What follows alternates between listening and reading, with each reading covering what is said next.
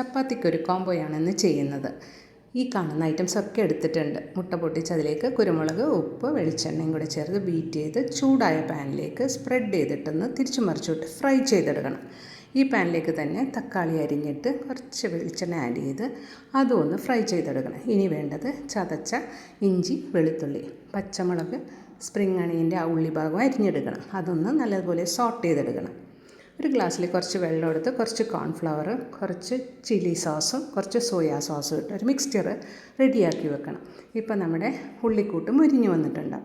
അതിലേക്ക് ഇത് വിട്ട് കൂടെ തന്നെ ഫ്രൈ ചെയ്ത് വെച്ചിരിക്കുന്ന ബാക്കി കാര്യങ്ങളും ഇട്ട് നല്ലതുപോലെ ഒന്ന് കമ്പൈൻ ചെയ്യണം. ഇനി ഇതിലേക്ക് കൊത്തമല്ലിയും സ്പ്രിംഗ് അണിയൻ്റെ ഗ്രീൻ ഭാഗവും കൂടി ഇട്ട് നല്ലതുപോലെ മിക്സ് ചെയ്ത് യോജിപ്പിച്ചെടുക്കണം.